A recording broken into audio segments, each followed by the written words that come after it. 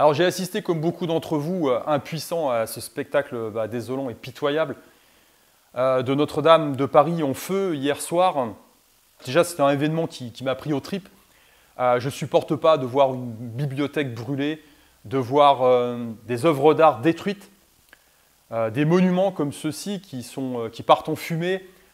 C'est la même chose pour moi que de voir le musée de Bagdad pillé, de voir les Bouddhas millénaires défigurés ou de voir s'effondrer Palmyre, par exemple.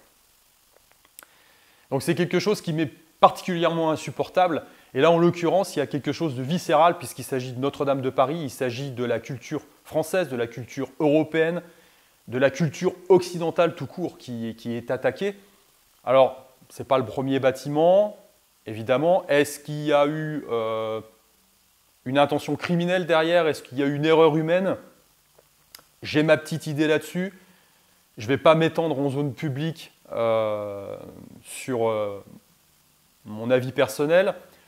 Laissons faire la justice, il y aura sans doute une enquête. Est-ce que les bons éléments seront portés aux oreilles du public? Ça, c'est encore autre chose. En tout cas, d'un point de vue purement factuel, ce qui est certain, c'est que, entre guillemets, nos hommes politiques, alors certains diront qu'ils sont peut-être à l'origine du truc, j'en sais rien. De toute façon, ce qu'on peut dire, c'est que une des qualités qui domine chez eux, c'est l'opportunisme. Et là, certains, effectivement, vont redécouvrir la culture française, puisqu'on est censé ne pas avoir de culture française.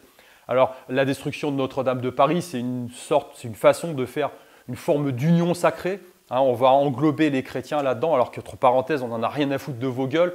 On détruit vos crèches, on supprime, entre guillemets, les jours fériés, on veut même les supprimer, les saints patrons au sein de l'armée. Donc tout ce qui est traditionnel, ça part en vrille. Est-ce que vous pouvez me citer un homme politique, à l'exception d'un ou deux, qui vous souhaite joyeux Noël? Je pense que vous seriez bien en peine d'en trouver une majorité. Donc, bref, c'est encore un événement qui va permettre à certains de redorer leur blason. Certains autres, à coups de millions, vont pouvoir redorer leur blason en mettant la main à la poche pour pouvoir rénover le bâtiment. Ça permet d'éviter de discuter sur les problèmes de fond du pays. Enfin bref, de toute façon, c'est un événement qui, de toute façon, servira bien certains intérêts. Alors évidemment, j'ai eu d'autres réflexions par rapport à ça. Quand je vois les smileys qui s'affichent sur les vidéos qui relatent l'événement, donc a priori, c'est un spectacle qui plaît. Notre-Dame de Paris en feu, ça plaît. Alors je pense que c'est les mêmes abrutis qu'on va retrouver qui vont se satisfaire de la destruction des Bouddhas, qui vont se satisfaire de devoir partir en couille le patrimoine de l'humanité, parce que c'est de ça qu'il s'agit, tout simplement. On est dans un cycle de destruction, on le sait bien, mais on entre dans des âges sombres, vraiment sombres.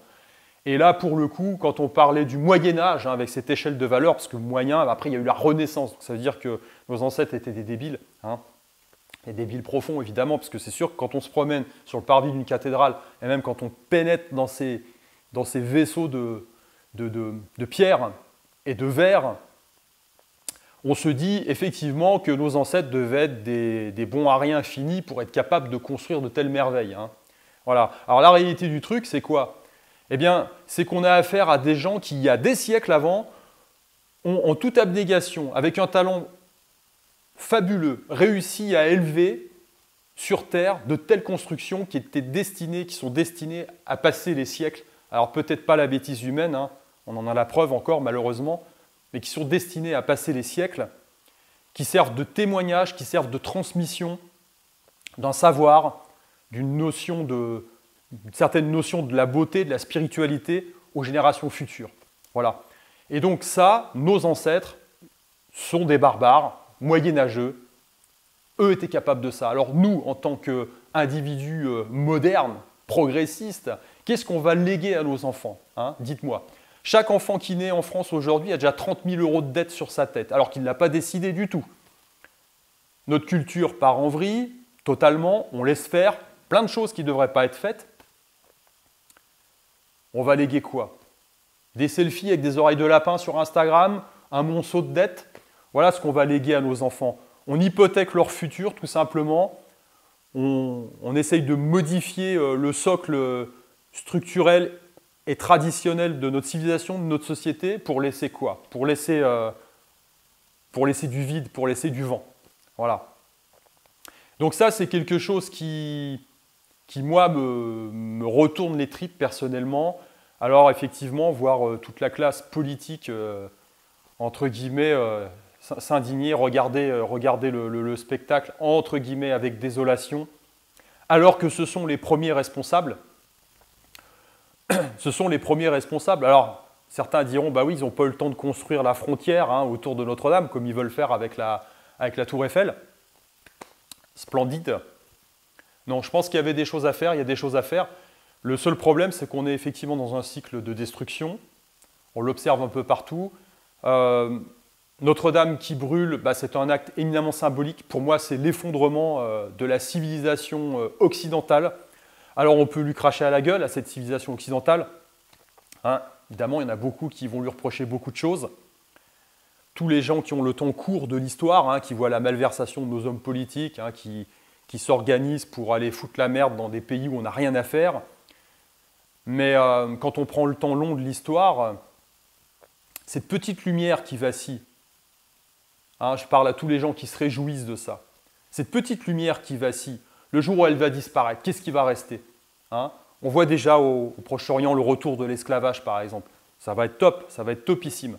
Alors vous êtes là, vous êtes sur votre branche, là, vous êtes en train de rigoler, vous êtes en train d'observer quelque part un patrimoine qui vous appartient aussi, qui part en fumée. Voilà. C'est comme si vous étiez en train de regarder l'arbre qui brûle et vous êtes sur une branche. Alors c'est bien, il fait chaud, ça grésille, voilà. Seulement le feu va vous rattraper aussi. Et quand le feu brûlera la branche sur laquelle vous êtes assis comme des glands, qu'est-ce qui va se passer? Le gland il va tomber par terre. Voilà. C'est tout ce qui va se passer. J'ai rien d'autre à dire. C'est quelque chose qui est désolant. C'est un spectacle désolant. Malheureusement, je pense que, encore une fois, d'un point de vue symbolique, c'est très très fort. Et puis on en verra d'autres. Voilà. Alors j'ai qu'une chose à dire, c'est que à des niveaux plus élevés, dans certaines sphères, on n'a pas cette volonté de préserver ce capital, ce patrimoine. Eh bien, je pense que la charge nous incombe au niveau individuel. Comme je l'ai dit plusieurs fois, à notre niveau individuel, nous avons cette charge, nous avons cette obligation de transmettre à notre descendance cette part de culture qui commence à partir en déliquescence pour pouvoir conserver cette flamme, pour pouvoir la faire revivre, pour pouvoir la transmettre à nouveau, pour que la civilisation puisse renaître, puisque je ne suis pas persuadé que nos fameuses tours et d'acier, tours de verre et d'acier, puissent passer le temps comme ces cathédrales tentent de le passer quand la bêtise humaine ne se met pas de la partie. Voilà, sur ce, c'était une forme de coup de gueule du jour. Je vous dis à bientôt sur le prochaine vidéo. Ciao.